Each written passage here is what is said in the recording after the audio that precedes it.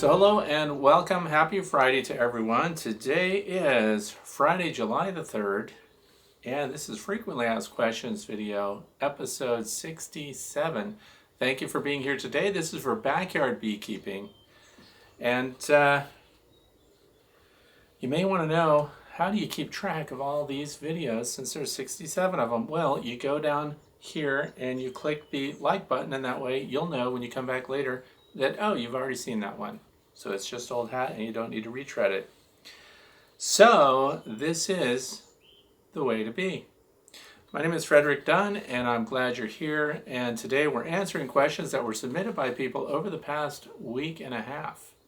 So how do you submit your question? Well, you go down in the comments section below this video and you can post it there, or you can follow the link in this video description and see which questions are talked about today. And at the bottom of that, you'll see a link to my website where there's a form that you can fill out to submit your own question. So thank you for that. Something I want to start off with talking today is look at my hands. See the difference? This one's big and fat. This one's normal. I was weed whacking around my beehives this week. Guess what I decided to do? I decided to wear these gloves. What's wrong with those? Well, for one, they're fuzzy. Texture matters to bees. The other thing is they're black, high contrast there. I was wearing a white shirt. And what you probably can't see is that this glove in particular, the left one, is full of stingers. That's right. The right one too is full of stingers. Do you think they went after my face? Nope. Do you think they went after my upper body, torso, arms? Nope. They just went for my hand, and look at this little opening right here. They stuck all their stingers in there. There were 4 or 5 bees stuck in there at one time. So I scraped all the stingers out.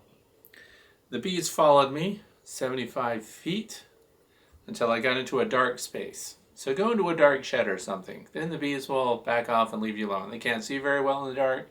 As mad as they might be, they'll break off and head towards the light. So then I had to change my gloves because I wanted to continue to work in my bee yard and weed whack everything. Weed whackers vibrate the hives, especially when you get around their feet and stuff. So expect them to come out and there to be a problem. So black gloves, even if you're using nitrile gloves, the surgical gloves and things like that, color matters on the gloves. Baby blue color, they ignore it. If it's white, they ignore those too. They definitely don't like black gloves in particular. It often doesn't matter what bee suit color you wear. This is a camouflage suit that I've worn many times, totally ignored. In fact, in the coming week, we're doing a comparison about whether or not bees care about suit color, but they definitely care about your hands. And the texture, that's the other thing. Fuzzy, dark colors, bad combination. Smooth, a little better off, but dark colors on the hands in particular, I don't know what gets their attention. The next thing is, I just want to talk to you about, these are old gloves that I no longer use. It's probably 13 years old. Anyway, guess what they're made out of? Cowhide. So one of the ways that you can test your colony to find out how defensive they are, if you open it up and you put some cowhide right next to the top and just kind of, you don't have to touch them, just put it in close proximity to them and see how many bees go after this. When I was starting out with beekeeping, I used to notice, I just thought it was routine, and that's why we're wearing the gloves, I thought. Well, I'm wearing a dark leather glove here, and the bees are just stinging it randomly for no reason. They don't like the smell of cowhide. So bees, just when I was working the colonies early on, today my favorite thing working the colonies is to wear nitrile gloves because I can pull them off, my hands are clean, and I can use my cameras and things like that. But these gloves have received countless stings, and later I learned it's the smell of them. So then there's, if you want to wear protection, maybe the lighter colored cowhide gloves would receive fewer stings. That's true, but still smells like cowhide. Still can test the defensiveness of your colony. If you doubt me, try it out on your own and pass these different materials over the same hive and see which ones draw the most bees and stings. Now, what are these made out of? By the way, when you put these gloves on, They fit snug. It's thinner material. So this is goat skin. Goat skin gloves, but look at the color of it too. They're white. But when you smell them, they don't have that strong cowhide leather smell that the cowhide has. So goat skin, I'm showing you these in order of which ones the bees will attack the most. The dark gloves here. Cowhide next. Light colored cowhide next. Goat skin after that. And when I put these on, by the way, this is what I went to yesterday after I got all the stings on my hand. My forearm, by the way, is all swollen up too. You can't tell because I have a long t-shirt on. Anyway, when I put these on, I went right back to work. Not a single bee stung these gloves. Not a single stinger. They didn't care about them at all, but I had to ramp up my personal protection just so I could finish grooming my bee yard. And I thought I would share that with you today in case you might think about going out there with some mechanics gloves or something, thinking that that would be handy and a good way to protect your hands while you're running that weed whacker. The other thing is your weed whackers and your lawnmowers in your apiary, if it's possible, they should be battery powered so you don't have the exhaust and the additional pulsing and vibration that comes from an internal combustion engine out there. So that's the other end of it. Electric. Mine's all solar powered. I say I have solar powered lawnmowers and solar powered weed whackers because the house is solar powered, and therefore anything I plug into the outlets I just say, oh, that's solar powered, but really it's just battery powered. So there you go. Let's get right into the questions here today. Shelby Wright says, hello Fred, you may have already covered this subject and I'm sorry if I missed it. I'm a new hobby beekeeper in the northeastern corner of New York. I decided to use a horizontal hive instead of the traditional hives because of my back problems, and I am trying to figure out how to deal with moisture for this upcoming winter. I'm concerned I'll get it wrong and lose my colony. Please let me know how you're planning on preparing your horizontal hive for the long northeast winter. Thanks, Shelby. So here's the thing. This is going to be my first winter with my horizontal hive. I'm doing the Long Langstroth Hive design. I'm also using very thick material, so it's going to be well insulated, and moisture management is something that's at the top of my list of concerns. So what did I do when I laid out my Long Langstroth hive? Please look for the video. I'll put a link to the Long Lang in the video description here, and you can see how it's laid out. Because what I did was I ran a series of vents across the bottom of the Long Langstroth hive. Now some people think about putting other material in there. So there's like normal detritus and stuff that you'd find. Some people want to put peat moss and all this other absorbent material in a trough underneath or a screen bottom board and things like that. Why didn't I do that? Well, I decided I don't like putting a bunch of material in there that I'm going to have to clean up later. And why would I have to clean it up? Because those of us who've been through many harsh winters with bee colonies, and I've been doing this for a long time, there's a lot of moisture generated inside a beehive. Where does the moisture go? Well, the moisture hopefully doesn't drip down on top of your bees. So you want an insulated cover at a minimum. Sidewalls, and what happens is the bees cluster in winter, they keep themselves warm, the space around them is warm, and then there's something called the dew point, which is where that warm air interfaces with the really cold air in the hive, and then it creates condensation, creates frost, ice, whatever inside the hive. When I come out here in the mornings and it's been cold overnight and it's warm, all this area here is perfectly clear. This is a colony of bees in an observation hive.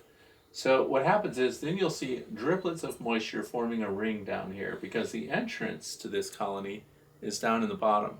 So the cool air is coming in. Where it interacts with the warm air and the cold air come together, that's where you get the ring of driplets.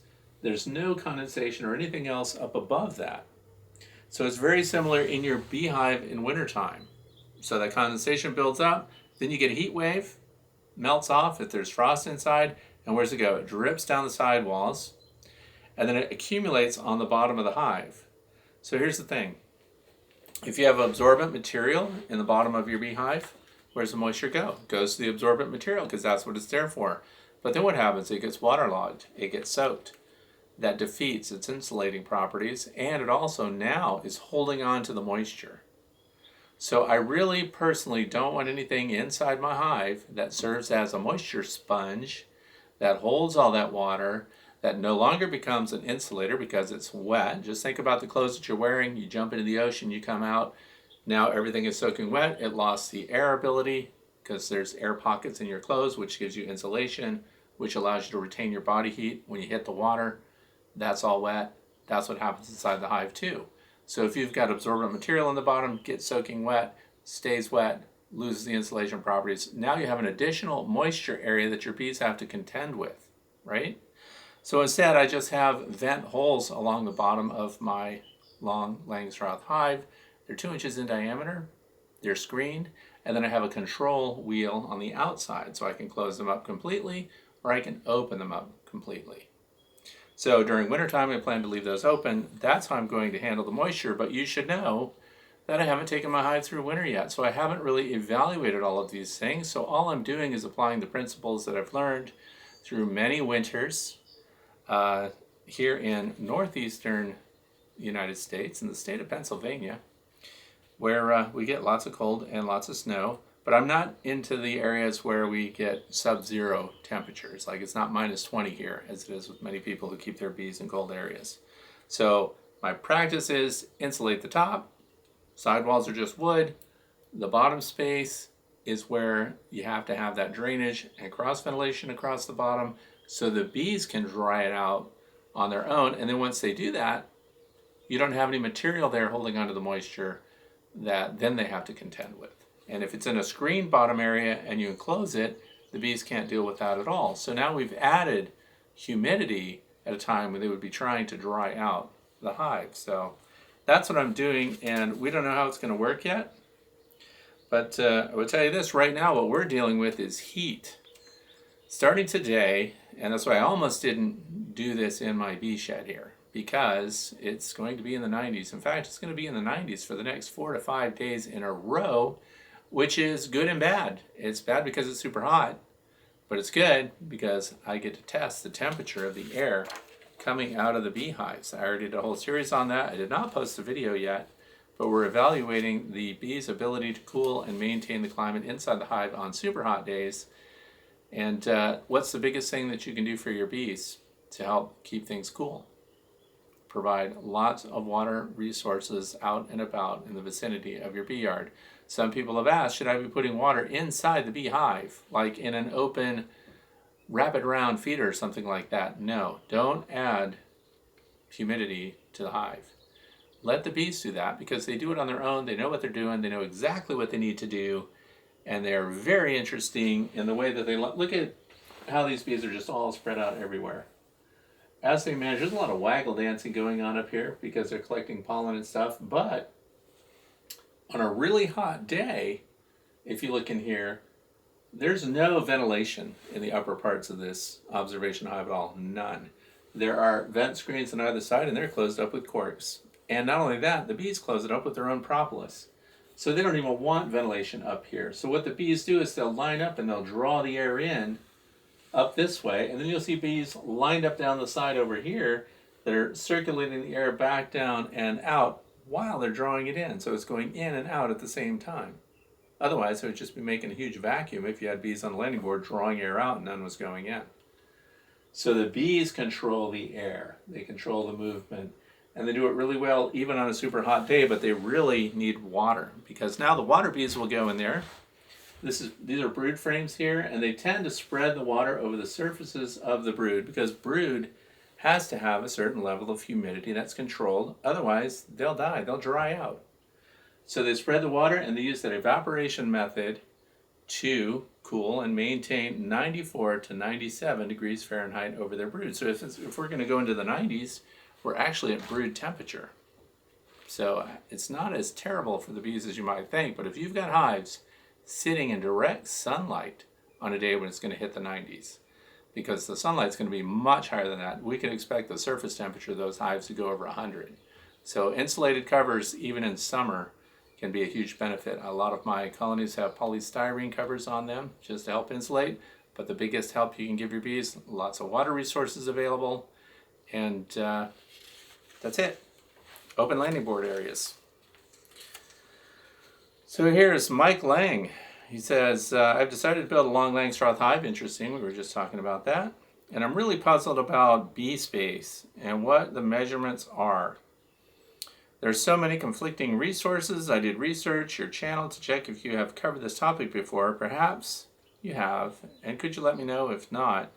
I would value your feedback. To give some context, I'm in SA, and we have the Apis mellifera scutellata bee, which I know is a bit smaller than, so SA is South Africa, by the way, smaller than most other subspecies, and bee space, I think, is relative to the bees that we have. But is there a standard measurement? 3/8, 9.5 millimeter is the internet search result for bee space.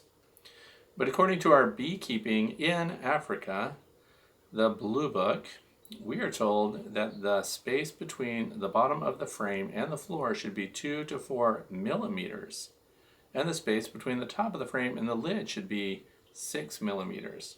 But here's the kicker. The stock of 60 brood boxes I have a space of 18 millimeters between the bottom of the frame and the floor, and 5 millimeters between the top of the frame. I'm going to lose the light down there. Anyway, I'd be very much like to hear your thoughts for your subscribers. Okay, here's the thing. I'm just going to talk about bee space for the bees that we keep here in the United States. I did a little drawing because I think an illustration can help a little bit. I do stick with the 3/8 of an inch space. This is how I designed my horizontal hive to begin with. I started with the frame, a standard Langstroth deep frame, and all I did was make sure that once the ears of the frame were resting on the shoulder, that there was going to be a 3/8 inch space between the frame and the inner sidewall on each side, 3/8 of an inch. Then, also over the top of each frame, there would be a 3/8 inch space there so the bees could walk up the front of the frame and traverse from one frame to another over the top. So I have 3/8 inch above, 3/8 inch on either side. And then now here's the difference from what is being asked about here. We have a 1 inch space from the exterior surface of the bottom frame piece to the interior surface of the bottom of the Long Langstroth hive. 1 inch. And guess what the bees are doing? Even though that's a full inch, they're not extending anything down there. But why did I personally think an inch would be important? Because if these bees ever get to the point where they start making queen cells, I want them to have the space to extend those queen cells down so I can pull them and use them for splits or other purposes. So that 1 inch there they're using, and they're keeping the whole space really clear. I also wanted to point out that my sidewall material is 1.5 inches thick. The bottom board is 1.5 inches thick, and I ran a series of drain holes that I described earlier, 2 inches in diameter. There's a stainless steel screen on the interior surface, and then there is a control wheel on the bottom outside, so I can just turn the wheel and allow more or less ventilation to go through this. This is also where in wintertime, when water accumulates in the bottom or drains down here, it will also have the opportunity to go out through these vents. These will be partially open in winter, and the bees can then control the warmth up above, and then the cool air down below is where hopefully the condensation accumulates and goes out. But as far as bee space goes, 3/8 on the sides and the top, so the bees can move freely, and then 1 inch on the bottom there. And that's it. It's very simple, but that's my, keep in mind, I haven't been through a winter yet, but we're going to report on that, and I appreciate that question. So we're going to see how that goes, but I'm thinking it's going to work. Now, someone else asked about, that I did not get in my pile of questions here to talk about today, but somebody recently asked about if the Long Langstroth hives have enough depth in them for a really cold area, like up in Canada, and for the bees to move up through the comb. And I would say ahead of time, no, they're not deep enough. So what you're looking for is the Layens hive. Look that up if you live in a really cold climate and you want that extra space above your bees so that your cluster can move up through winter, which can't really happen very well in this horizontal Long Langstroth hive. Look that up, horizontalhives.com, I believe. Dr. Leo Sherishkin. Look him up, because those specs will be there. And for those of you who don't want to build your own stuff, they sell those Layens hives and associated equipment, even a Layens honey extractor, which is a deep one. One of the reasons I went with the Long Lang is, first of all, it's the most requested thing that people ask me about. The other thing is there's a lot of equipment associated with the Long Langstroth, the Langstroth design. It all matches up, it's all compatible, it's all interchangeable. So when you get into the Layens hive, now you're in a specialty area. But if you have your own woodworking skills, you're way ahead. Next one comes from Sandy Weihnacht, I'm going to say, sorry, Glen Carbon, Illinois. Thank you for all the videos. Love the coming presentation. And here we go. This year we have done hive splits and been called out to catch swarms. This year is a new experience for me in tending to a flow hive. I am mentoring my cousin who has new tap flow hive. Now that term tap flow hive concerns me a little bit, because I don't know if we're talking about the tap comb, which is a company, and then the flow hive, which is another company. So I put a little red mark around that because I wanted to be sure to talk to people that are watching that might be thinking about tap comb, which I bought that when that first came out, and the flow hive, which I also bought when it first came out. Tap comb, you are almost never going to hear me criticize outright another hive design, but I'm going to do it when it comes to the tap comb. That thing is a terrible design, and I really hope it's not being used. Guess what I did with the one that I had? I spent almost, what, $400 for it? I gave it away. Just hoping somebody could use the materials for other things, because it was so badly designed I just couldn't even believe that it was being sold as a flow hive kind of competitor area, but they're terrible. Anyway, I'm going to assume we're talking about the flow hive, but you just called it the tap flow hive. I have never dealt with these before. I have them set up with a double deep, which is performing perfectly and is beautiful with a lot of brood, pollen, and honey. Set the flow supers on as the bees were performing perfectly. They didn't take to the flow frames quickly, so we spritzed them with sugar water. They took to them well after that, and they were all over the frames and quite full. I watched carefully for overcrowding and made sure that they were kept busy. Then, one evening, I got the call. They said all the bees were gone from the supers. When they looked into the glass sides, completely gone. So I asked about a swarm, which was in the tree and unrecoverable. So frustrating. The next day, I went out to check the condition of the hive. I saw a ton of bees. The hive looked great. Did not see swarm cells, but did see a queen cell. Questioned as if it was even their hive that swarmed. Was it the neighbors? My question is why would they not want to be on the supers or totally leave them? I asked our local inspector, and she said that the plastic frame supers are probably too hot for the bees and they don't like it. Do you think this is true? If so, how can I fix this for them? As a mentor, I feel like I'm missing something, but I don't know what it could be. Did I see that a split should be done? No, I saw a regular amount of bees with temps in the upper 90s. It was full, but not overly full. There is a great deal of brood upcoming, which is concerning with the amount of bees in there, but I have been told not to split this time of year. Do I treat the flow frames as if I'm tending to regular super frames? How do I keep the flow supers cool if they are leaving because of the hot plastic frames? How long does it take for flow frames to be filled with capped honey for the first time? That's a question that I get a lot. Okay, it's a very interesting thing that I don't also like to get involved in when somebody else has already told somebody that this is the cause and effect of something. You tread lightly because, we don't want to go around saying that someone was incorrect. We're just going to assume that was speculation based on the fact that the inspector may not be keeping flow supers or have plastic frames in their hives. Those of us who do keep flow hives and have the flow supers, like I do, and that also have plastic frames in the hives, plastic foundation often, and I also use foundationless. I have every type of honeybee frame made for evaluation purposes, and I see what the bees do with them. Now, it seems right, the logic of thermodynamics. Wood's an insulator. So, but we're talking about inside the hive in a space that the bees control the climate for. So for example, if we're laying them all out in the sun, would a black plastic honeycomb like this, would that get hotter than white or a wooden frame? Not really, because look at the color of the comb itself. The comb itself would draw thermal heat based on exposure to light, but we're talking about inside the hive, and the bees control the temperature inside there. So the insulation practices of wood or plastic in comparison make no difference inside a beehive. Do they hold the heat more? If they're full of honey, they do, but that would be the same whether they're plastic or wooden, foundationless or not. Once they're full of honey, heat becomes, the filled cells of honey become a heat battery.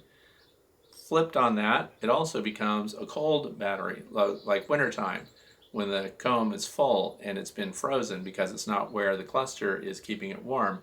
And on those hot days, the comb holds the cold temperature, and then that dew point that we talked about earlier happens on the surface of the frozen comb, and then you get condensation there. So this is all about the bees controlling the climate. And because I have supers that have every type of comb, from foundationless, better comb, acorn heavy waxed, man-lake plastic frames, and the permacomb, which is another thing altogether. Let me turn this light off.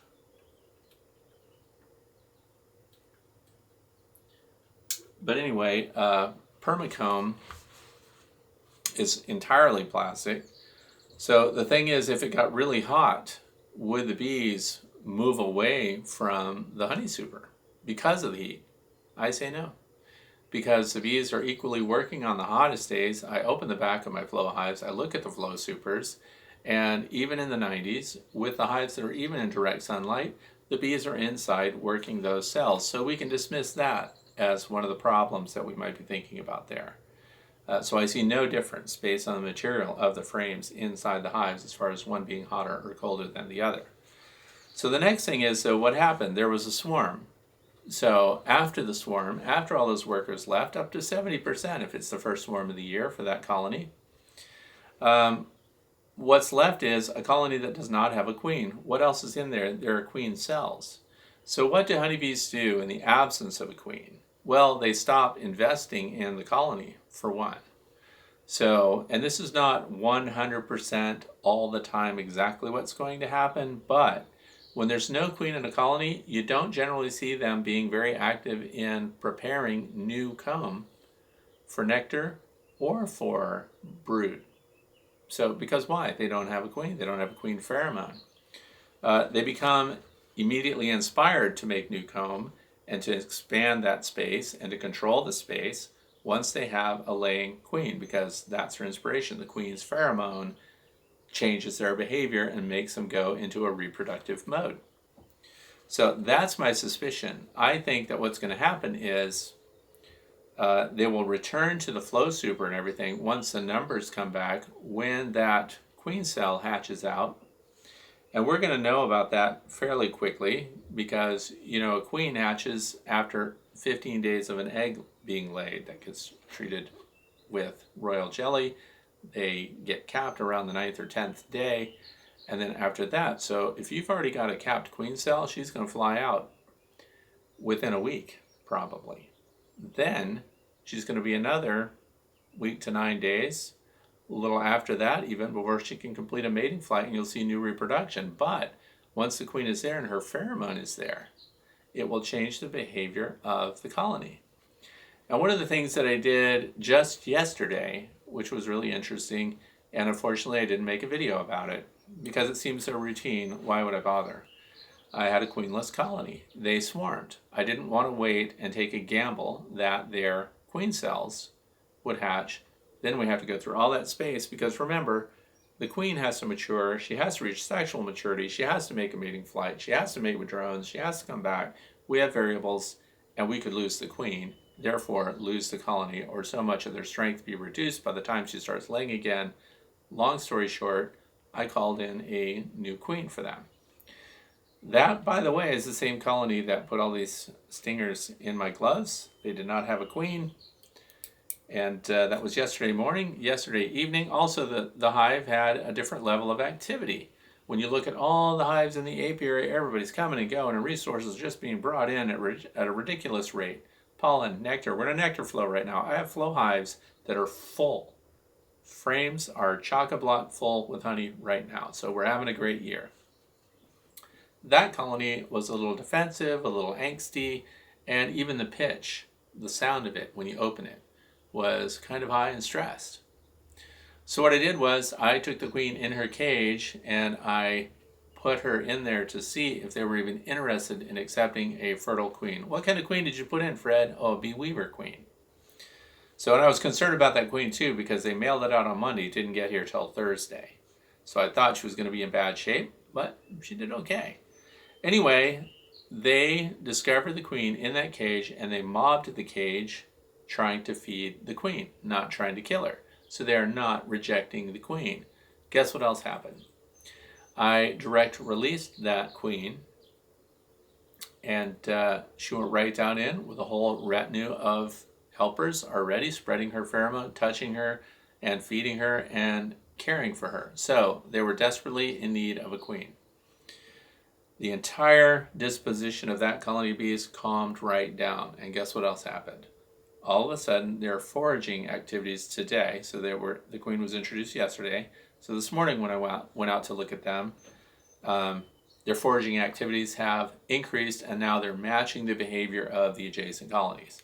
They calm down, less defensive, more productive. So now we're back to this question where their behavior, once they have a laying queen in there, I suspect, will be much improved. And so their activity, their interest in building comb, their interest in working the flow super, again, should be much improved when they have a laying queen inside again. So you can take the gamble and wait for those queen cells to hatch. And I don't think the plastic frames are a big issue, although here's another thing when it comes to the flow supers. Keep in mind that those frames had been full before of bees. It wasn't described here whether they were being filled with nectar and so on. So the bees could have been using the space. One of the things that I've told people this year, when they're new to beekeeping and they're having problems getting their bees to work the flow supers, if they leave out their queen excluder momentarily, just take it out and see if the bees will start to work the flow frames. Because I found out when I've had colonies in the past that abandoned the flow super and appeared to stop working it, what they started doing was really just building up propolis on the queen excluder and then not going through to use that flow super. So I suggest for a test, since they have you as a mentor and you know what you're doing, get the queen excluder out, then see what they do with the flow super. And just as you see up here, this is all brood. There is some brood right here in this low corner. We want that all to be moving down. You definitely want a honey super here before you remove a queen excluder. Then you want a honey bridge up above that. So they have stopped laying brood about a third of the way up that frame, and then the rest of it is nothing but honey. So above that, you could have a flow super without a queen excluder, and then the bees could work it without the queen laying her eggs in that. The only time that a queen is going to lay eggs inside the flow super mechanized frames is if all the other spaces become unavailable. There's too much nectar, there's too many resources, she's run out of space, and she needs places to lay eggs. So do that as a test. Then once they start working it and make a commitment to the flow super, then if you really want to, you can put that queen excluder back in there. But as far as the plastic causing the hive to be hotter, I don't think that's a big issue for those bees. I think the issue is that they've lost their queen, they're waiting for a new one, and their behavior will go back into production once you have a hatched out queen that has become mated and is fertile. That's my speculation. Next is from David Walsh. This is my first year having an active hive. I have 2 deep boxes and a shallow box. My question is, there's an awful lot of honey that would be their winter food, being it's early summer. Can I remove those honey-filled frames and add new frames for them to start over, so to speak, or leave them alone? Also, will I experience the same thing with yellow jackets in this video? This comment came on a video where yellow jackets were attacking a hive and attempting to rob it, and the bees succeeded in defending themselves against the yellow jacket raid. And will I experience the same thing? I have some hornets around my hive, black and white. Black and white hornets, by the way, sound like the bald-faced hornets, which are wasps. They're bad news. But if your bees have a great enough population and the entrance reducer is small enough, if I had a colony being actively pinged on by hornets and wasps, it's time to put your reducers in and give them a narrow, about a 2-inch space that they can defend against them, because wasps can move around when it's still cold and the bees have not warmed up and started flying yet, so they take advantage of these early morning hours. But based on what's being described here, I did a little drawing again.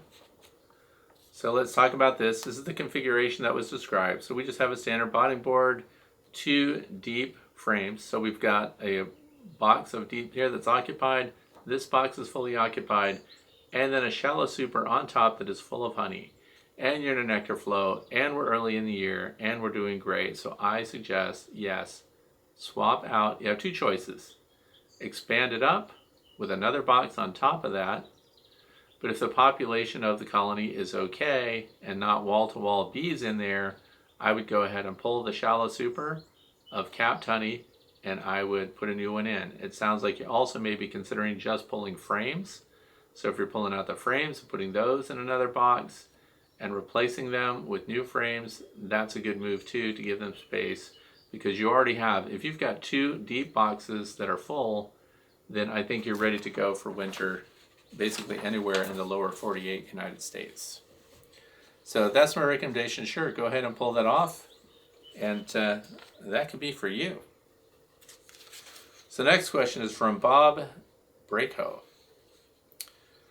I find that the practice of golf balls with holes in them work fine in both small yellow or orange white rapid feeders. Okay, so this is a thing that came up with putting out drinkers, waterers for your bees. I recommended putting in bio balls, which are sold for the aquarium industry. But Bob here said that it's probably more available, that you could get the practice golf balls and throw a bunch of those into a drinker, and then your bees won't drown because they can clamber all over those. So that's a great idea. So I recommend, if you're looking for something washable that you can put inside your open drinkers of water to keep your bees hydrated during the summer dearth and everything else, that would be great. He says that you get 15 balls at Walmart for $1.97. And that's it. So get a bunch of practice golf balls and put those in your drinkers and stuff that are outside so that your bees don't drown. That's a good tip. Thank you for sending that in. The next one comes from Shane from New Jersey. Seeing a big increase in ticks around our property, and we have kids and pests all getting ticks on them. Stop spraying once we started keeping bees. Thank you. I'm glad you're not spraying for ticks. So the other thing is, and the only reason that I mention this in today's question and answer video is because a lot of people are saying the same thing. They're asking about ticks this year. So we don't see a lot of ticks where I live. So the problem is, or the problem is probably not a problem, but we have free-ranging poultry. What eats ticks? That's what I focus more on. What is eating ticks and keeping them under control? I don't know if you can hear it in the background of this video, but we have songbirds all over the place. So we provide nesting boxes for birds. We have a variety of species of birds. They're going to eat bugs and ticks and keep them under control, moths and everything else. Now from 12 inches down, the chickens are going to run around and eat everything they can get their little beaks on, and that includes ticks and fleas and anything else that might be around. Now let's think about, how does a tick get on you in the first place? Well, they like to climb up on bushes and branches and grass, and as you walk through it, they just get a hold of you, and now they're on you. Or they're on your ankles, and they get onto your socks, and they crawl up your leg and attach themselves and start feeding. So by keeping your areas groomed down as much as possible, especially where people walk, so mowing paths and keeping the undergrowth under control and weed whacking. And when you're weed whacking around your bees, wear white gloves. But so those are basically my things, natural control of ticks. So, I mean, I wish I could tell you there's some magic spray, but think about it. If you're going to control ticks, you would have to broadcast. You wouldn't be able to specifically target a certain patch of grass or a group of bushes and things like that. So I think engaging wildlife and domesticated fowl, African guineas, guinea hens, guinea fowl, we used to keep those. They're just too noisy, but those are active bug eaters all day long. Chickens are active bug eaters all day long. You can go around the entire foundation of our house or any of our outbuildings. You will never see a spider web. You'll never see a spider from the lower portions. You see them up in the eaves and soffit and things like that, but that's because the chickens just constantly roam around looking for bugs to eat off of grass and everything else. A chicken will run 50 feet to get a moth that's flitting around, which is also maybe why my apiary doesn't have a lot of problems with the wax moth and the larvae that come from wax moths and everything else, because they're just eaten by the chickens before they get a chance to lay their eggs. So that's it. So invest in wildlife too. Feed wild birds. Get them around. And some people might say, won't they eat our bees? Not enough to matter, in my opinion. So it's a balance. So the more wildlife you have. The other thing is possums eat ticks. I've heard of people saying, don't do anything to those possums because they eat ticks. I don't know how many ticks a possum can eat, or if they actively hunt ticks. I don't know how they would even do that. But birds definitely have a profound impact on the number of bugs that are roaming around your property. So that's the best I can do. Next is Stephen Kidder on Guam, by the way. The island of Guam. And I have 4 hives, started from feral hive rescues and split from another beekeeper. So far, the hives are doing well. My question is about nectar flow. I'm told there are 2 significant nectar flows on Guam, one in early spring and one in the fall. As our weather is warm all year, we only have wet and dry seasons. Are there always some amounts of flowers in bloom? What are the signs that a nectar flow is in progress, and how do you know it has ended? Well, the local rhythm, any environment has its own rhythm of rainy seasons, dry seasons, and then of course the floral response from the plants around there, and then what the bees are working. So part of that is, and this applies to wherever you live, take hikes and go out and look at what's flowering and see what your bees are getting their nectar from.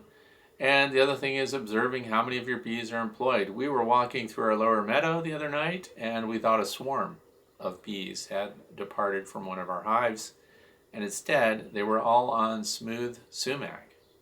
The sumac trees were humming almost as loud as a swarm. That's how many bees were on it. I never even considered those trees because you never saw them, in any numbers working them. Right now they're on white clover. The milkweeds are coming into play, and there's a lot going on. So looking at what's going on, the seasons, if you've got warm seasons, this is like the people in New South Wales that have the flow hives down there. They have honey production year-round. There's just a difference in a rise and ebb of how much of the honey and nectar is being brought in and produced inside each colony. So one of the ways that we know, and some of the people around where I live use hive monitoring systems that monitor the physical weight of the beehive. So we know nectar's coming in when it gets heavier, and we know that we're entering a dearth period when it becomes lighter. 2 things contribute to the weight, really, and one is the nectar that's coming in. That's going to be heavy, and as they dehydrate it down, of course, that lightens it just a little bit because we're condensing it to honey.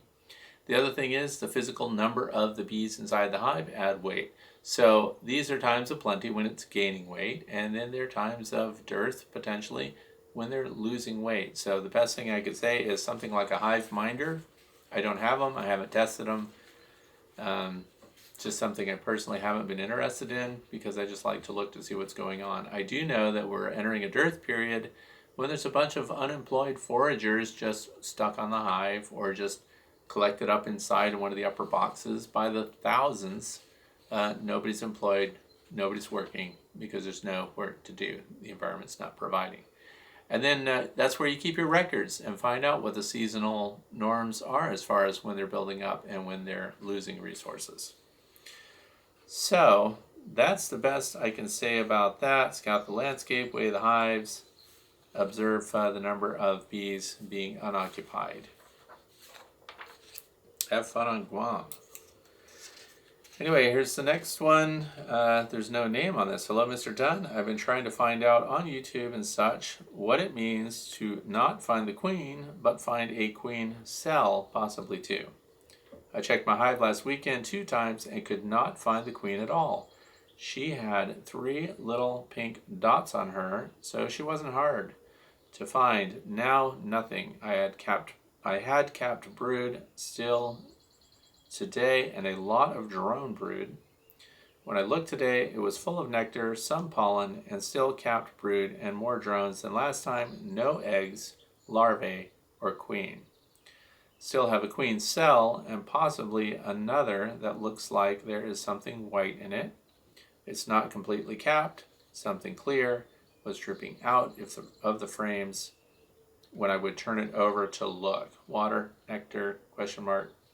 There was no more capped honey than there was before, which was a small amount on the corners of the frame. I'm confused and worried about what to do next. They're still drawing out a frame. Not all 10 of my frames are drawn out or have brood. Maybe only 6 frames drawn out and 3 with brood. I do see quite a few new girls flying around, and it's obvious that the majority of the brood has hatched. Any suggestions? Okay. When we have queen cells, by the way, on frames, we need to be very careful with them and leave them alone. As to what the white stuff is that would drip out, I don't know what that is. I'm not that concerned about that, because if it was royal jelly being fed to the developing queen larva, then it wouldn't be dripping out. It's highly viscous. It holds its position in there. So if you're looking in queen cells and you're seeing that there's a white substance in there, there is an active larva in that cell. So my best advice, mark this on your calendar. We know that from the time that egg was laid, they're going to be capped within 9 days. So if you're already seeing royal jelly in there and they're in that little soup, then we know that that's at least 4 to 9 days old. So it's going to be capped within a week. And then once it's capped, you've got, remember, 15 days total for the queen to hatch out. So mark your calendar and check back in them in 20 days. Don't manipulate those little queen cells. You want to leave them alone. You don't want to damage them, because your hive's existence now depends on that, and she needs to hatch. She needs to fly out. The fact that you're seeing a lot of drones is very promising, because that means that also there may be other drones from other colonies in the area on Guam that your queen will be able to fly out and mate with. So I think they will recover. It's just going to be a while before that happens. But the fact that you have queen cells and that they are, because queen cups, no egg, no food. So no royal jelly, no white substance. But if they have white substance in those cups, then you can rest assured that there is a developing larva in there. Don't even try to control them. If there's 2, 3, 4, let them all stay, because don't take the gamble that you would try to select personally which one you think you like more, and then the others don't make it. So try to keep them all in there, see what's going on, let them hatch out, don't bother the hive, mark it on your calendar, check it out in 20 days. Why do I say 20 days? Because in 21 days, if they've been without a queen all that time and nothing new is going on, you need to replace her, because that's when the reproductive organs of a worker bee can actually be activated over that 3 weeks without a queen, and she can start laying. Then you have a laying worker. Now you have another layer of issues to overcome. So that's what I say. Be careful, protect them. Oh, did I say Guam? That's not Guam. I mix those two together. But anyway, the procedure on that is the same no matter where you live. Next one is Manuel Butmankevich. Fred, hoping you can address this in your next video. I'm having a difficult time understanding or wrapping my head around the concept of providing enough space to prevent swarming, etc. I keep reading and hearing folks talk about making sure to keep adding boxes when the boxes are full. Folks say single deep brood doesn't work and won't work well. But if you're running double deep brood, won't they eventually run out of space there too? There's only so many boxes you can stack vertically. I have no interest at this point in having more than 2 hives. So what's the end look like here? Okay. A lot of people want to prevent their bees from swarming, and that's understandable, especially if you just want to keep your apiary small. And even those that are living in residential areas, they don't want the apiary to get out of control and send a swarm into, a nearby preschool or a neighbor's yard where they don't like bees. So the things that adding boxes add space as the bees build up. When should you do that? So if we have a single deep box and it's a 10 frame box and 7 out of the 10 frames are full, it's time to put another box on. So you could put a medium super on, or you could put a shallow super or another deep if you're physically strong and you can lift a deep full of honey. So when they're semi-full, you put them up there. The other thing is the population of the colony. So when you open the lid and you pull off the inner cover, if you've got wall-to-wall bees, and there's bees on the front of your hive, and there's bees on the landing board, different times of the day, the population will stimulate them to start to make swarm cells, and they'll make preparations to depart. So we need to kind of hit a multi-pronged approach if we're trying to keep our bees from swarming. So providing the additional space.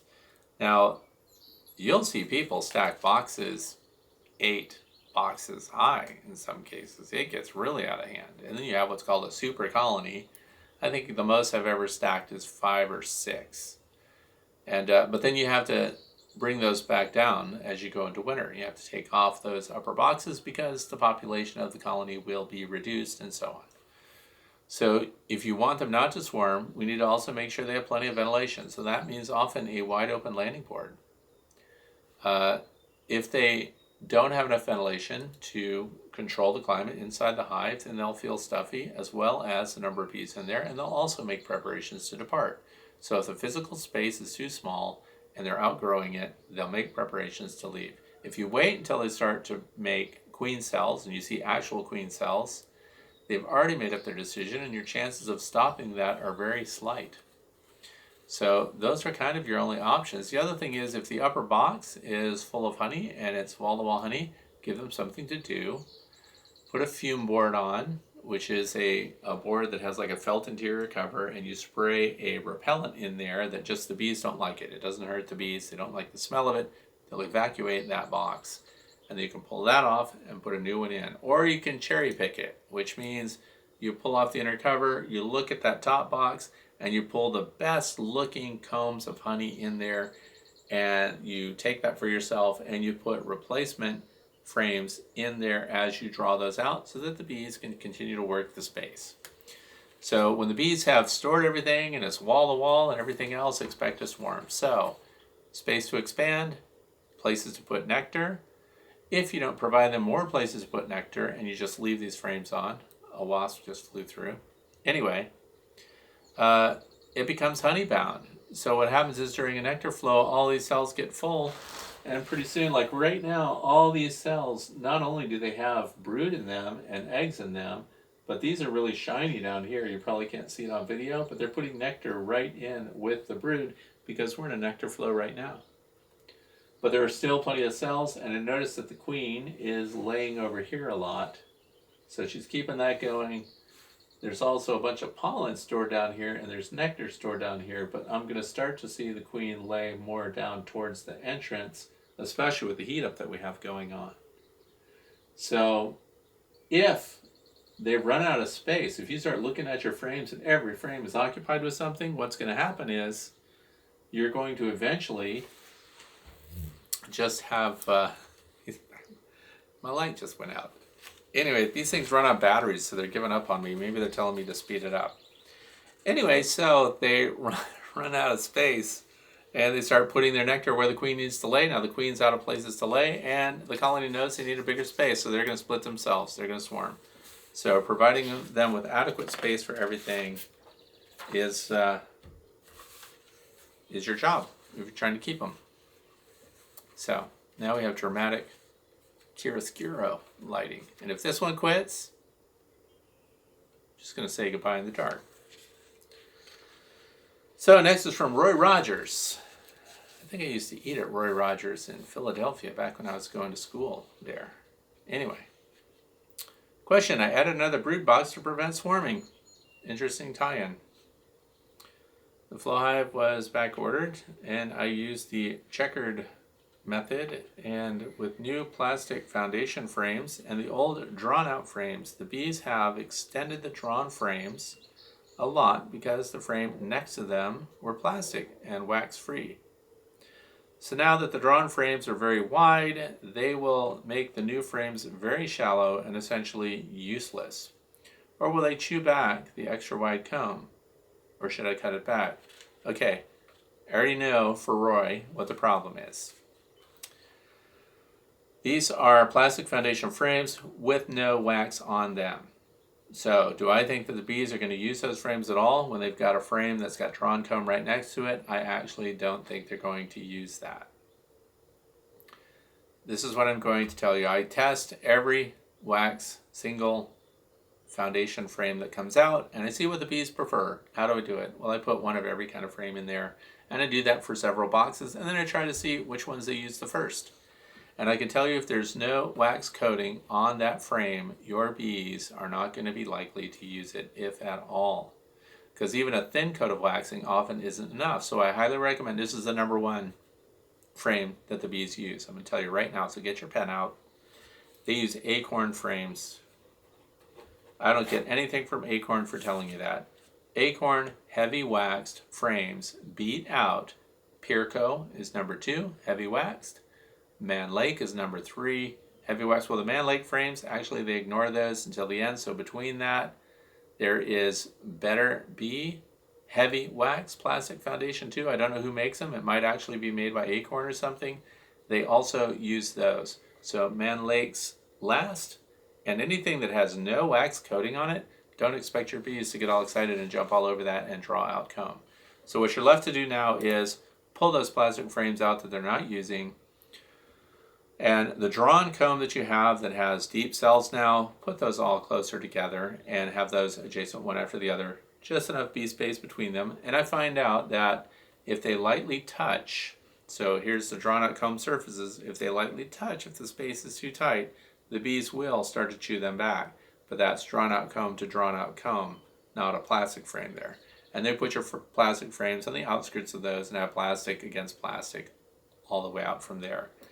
But I highly suspect that the bees are only going to use that as an absolute last resort unless you get heavy waxed frames. So the other thing I recommend is, since you already have these plastic foundation frames with no wax on them, if you have extra comb that's already out of your hives and it's just sitting around somewhere, I suggest that you melt down the wax and actually build it up on the base of that. If you've got brand new wax and you want to embed it on your plastic frames that you have that the bees are currently not using, I recommend using a steamer to do that. I use a Wagner steamer, and I can lay a thin sheet of plastic foundation on that, and I can hit it with steam, and it immediately melts and takes on the shape of that embossed frame.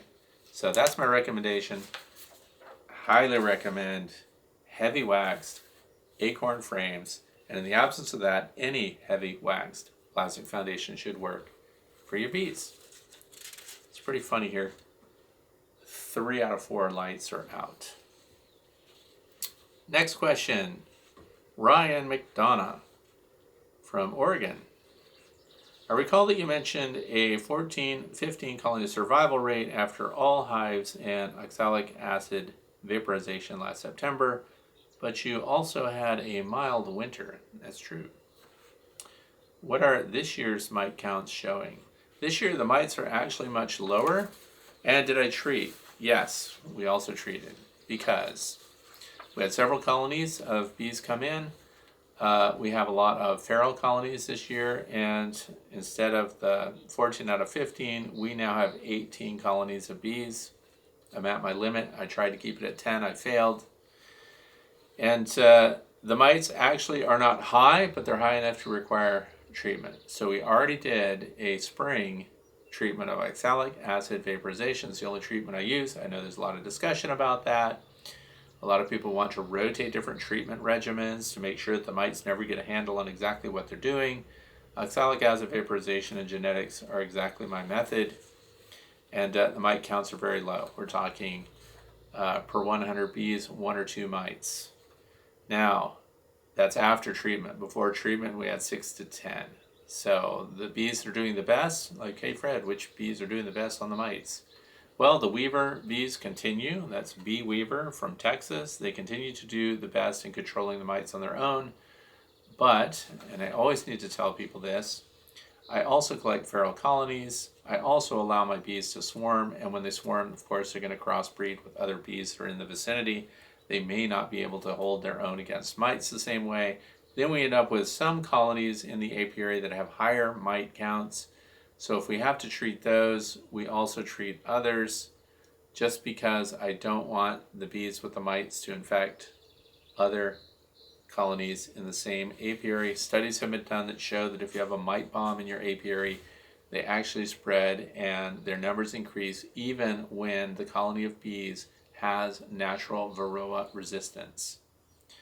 So we treated them all, and because last year was such a blazing success, and yes, we had a mild winter, but I think that a lot of it has to do with the fact that not only, because remember, we're not just killing the varroa destructor mite in the hive.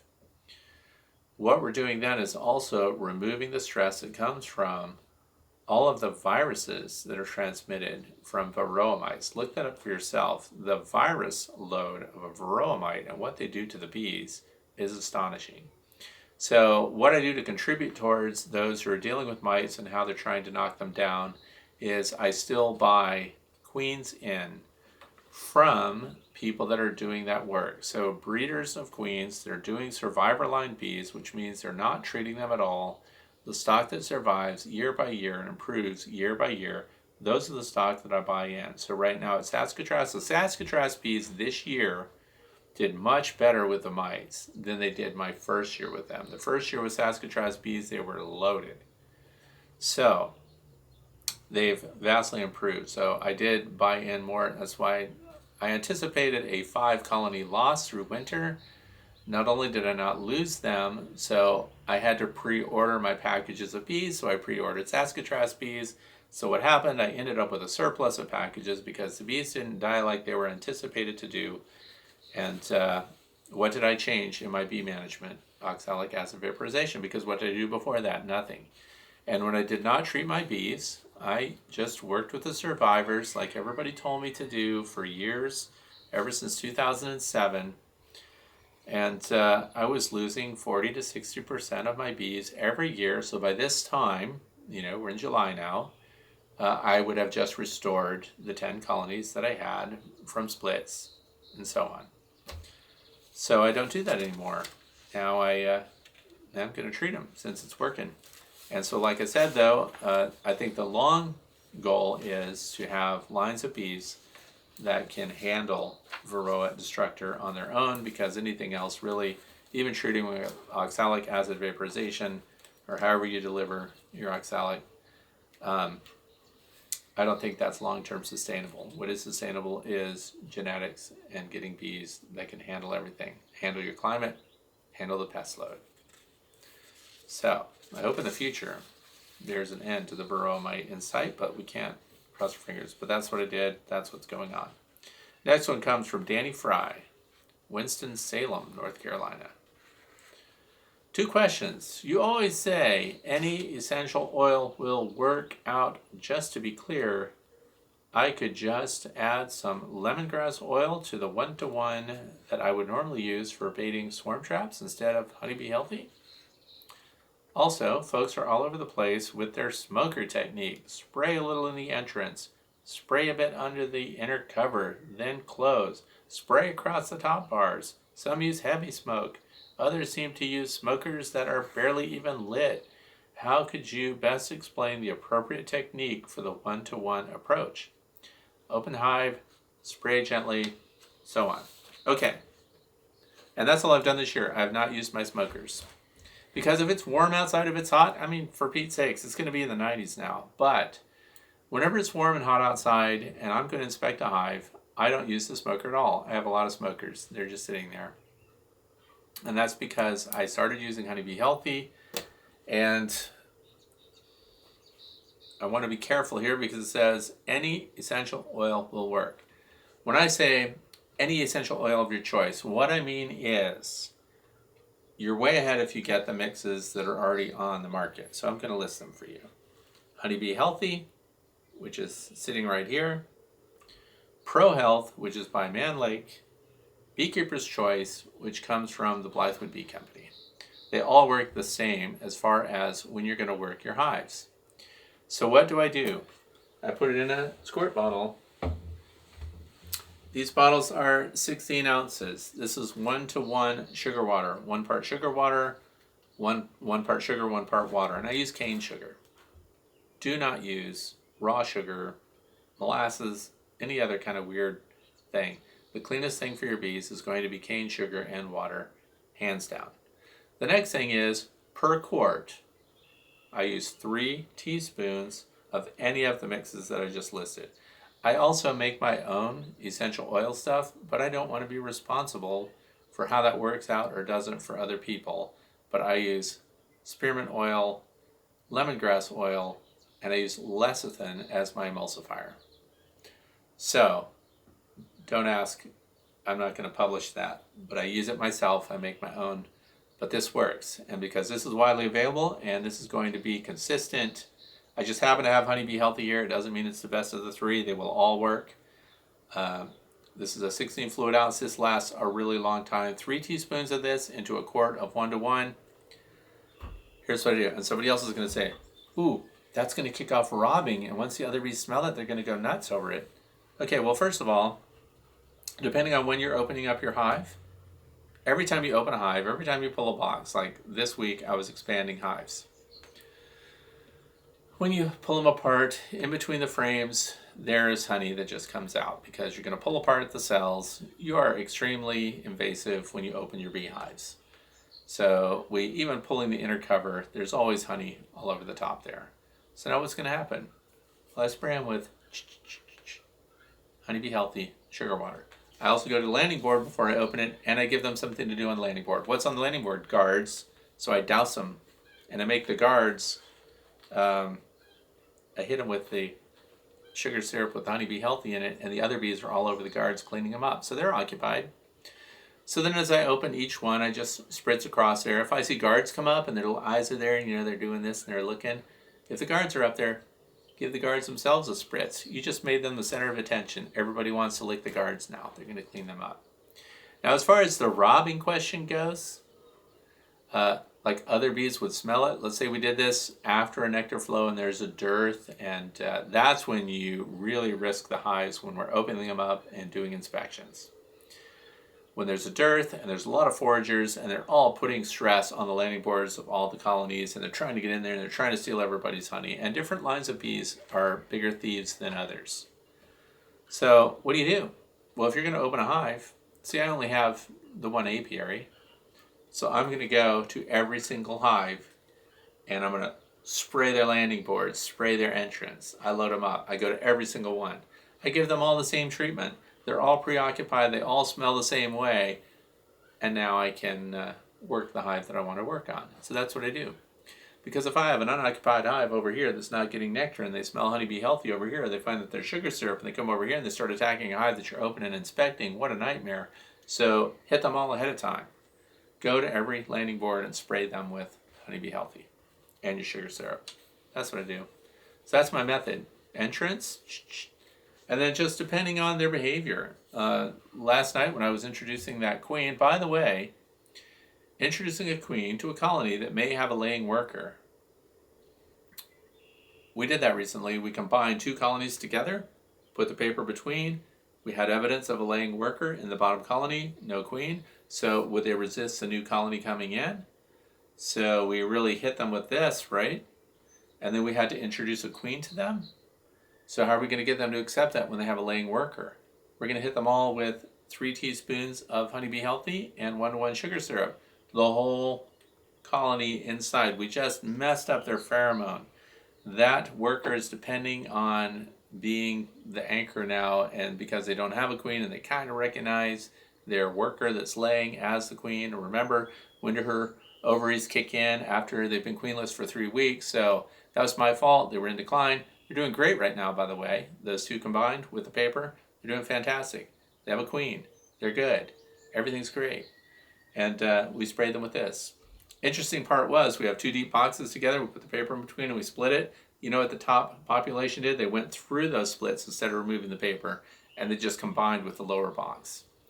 Now, and you're talking about behavior change, I know I'm off target here, but the reason it worked so well is because we competed with that pheromone that laying worker had by spraying with 3 teaspoons Honeybee Healthy to 1 quart of 1-to-1 sugar syrup.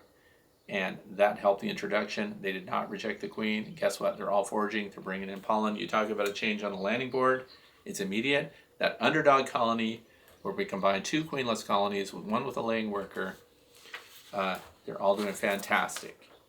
So it aids in, number 1, you're not smoking them at all. So they don't go off production, as they do when you smoke them. And they get a sweet treat instead of smoke that they have to avoid, which stimulates them to eat their own honey and everything else, which is part of why they go off production. So you're much more disruptive when you get in there with smoke. Now, that's not something commercial beekeepers are going to do, but it's something that backyard beekeepers can do. And they'll associate this smell of Honeybee Healthy now with the sugar syrup. So when you spritz them with that, they smell it right away. Their little tongues come out and they start feeding on it right away. And so they're feeding while you're inspecting. Guess what? They're not mad that you're there, even though you're wrecking their house.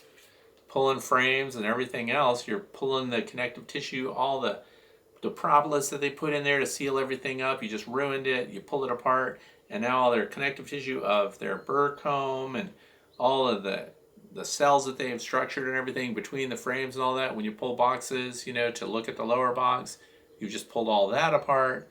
So we're kind of trying to make it better by giving them something sweet. That's it. So the next one, Dave from Leesburg, Virginia. I installed 2 5-frame nukes about a month ago into 2 10-frame deeps. Per recommendations I've seen online, I know once they were settled in a couple of weeks, I added another 10-frame deep to each hive. They have started to draw out only a couple of foundation frames in the first deep, but I've touched nothing on the second deep, though some bees do hang out there.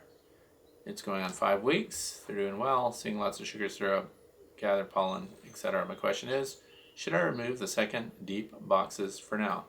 Okay, it's my opinion, based on the description here. We had a single deep 10-frame box.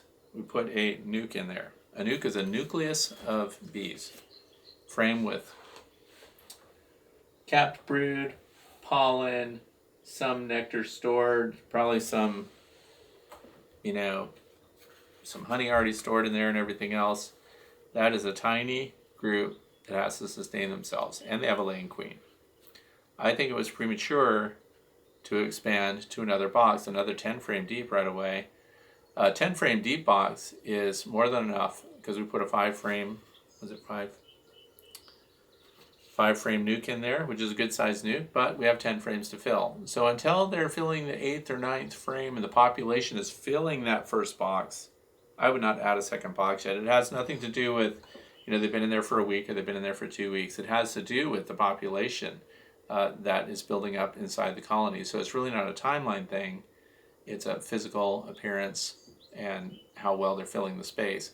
New bees, a new colony, whether it's a swarm, whether it's a nucleus, or a package, they don't want to occupy a space that's too big for them to maintain and control. The other thing is we want them to settle in well on that deep 10-frame box, and we want them to be developing their brood, storing the resources there, filling the space, and multiplying. And that means the effort that they have to put out to maintain that space is minimal as compared to we divide the force if we add another big box right away. And then they haven't fully used the first box yet. Now there's kind of a division of labor, and they're spread out up in the upper box too, and they have to keep it cool. They have to police it. They have to keep pests out of it and everything else. So I think we're way better off if you can get them out of that second box, let them all go back down to the single deep 10-frame box until they actually fill the space with infrastructure. So we're talking the comb and stuff. We're also talking the bee population. When you open it up, the population should 80% fill the space. And when would the population be the highest? I would say at the end of the day. So rather than, you don't want to open them up early in the morning because they're just getting started and everything. But at the end of the day, when the foragers have come back and they're cooling down, that's when you would want to pull it and do an inspection and see what the population is. And when the nectar flow comes in and they start really building, that's when you're going to have to add that second box. And maybe even consider going with mediums instead of deeps when we're stacking. A single deep is what I start with all of my hives, but most of them only get medium boxes above that, because now we can really gauge it as they fill the first one. You know, we put the medium supers, and you can continue to add those and expand as you go, especially as a backyard beekeeper where you've got the time to look at them.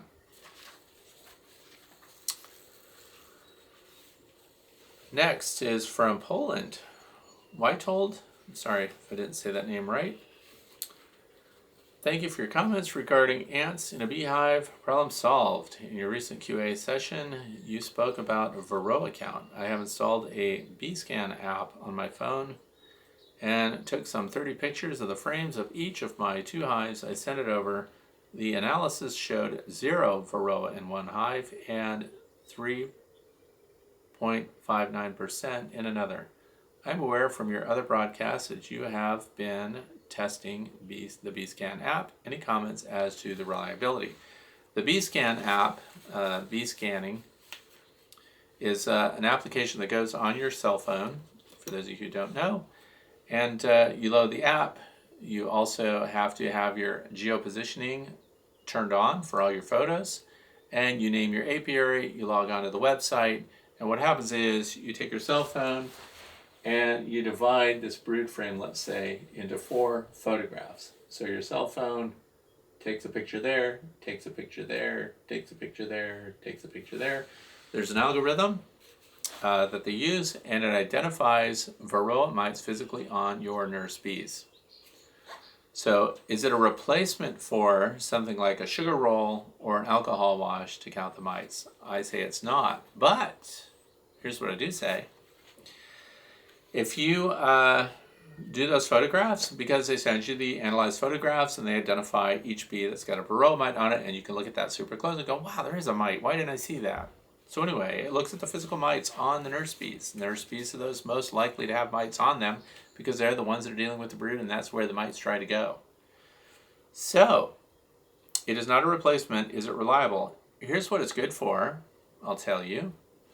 If you take those photos and find your most populated, by the way, brood frame, do it in the middle of the day when you have plenty of light and you get a good quality picture. The better quality the picture, the better the analysis, by the way. You send in your pictures, you get those back. If you've got, like this 3% here, if on that frame, you know, you've got 6, 8, 10 mites, you already know that you're in a situation that's going to require you to treat those mites, that you've got a mite load that might not be sustainable. So reliability-wise, what I would be concerned with is that its counts are too low, if anything. So the safety of that is you didn't have to do a sugar roll, you didn't have to do a alcohol wash and kill a bunch of your bees if, with those photos, you already got a high mite count. You already know you have to treat. So now it saved you a step. So that's how I see this app really being a very good one. In fact, we'll have to probably put a link to that app. BeeScan, you can Google it. And it might be called BeeScanning, not just BeeScan. Anyway, look it up. If you load it on your phone. So if you do see it, so the risk is it would miss mites, but if it's finding mites and showing you that your counts are high, yes, you're gonna have to treat them. You're just gonna have to know that your bees are being overwhelmed with mites, and of course the viruses that come with them. So, oh, guess what? That was my last question, and my light still survived. So, thank you for being here. I hope we answered your questions well. And if you have any questions of your own, please write them in the comment section below. Don't forget to put the like button over here so that you know that you've seen this episode. And how to deal with the heat, don't forget, put lots of water out there. The other thing is, don't forget to look at my Teespring designs, which should be lined up down here underneath. You know, sometimes they are, sometimes they aren't.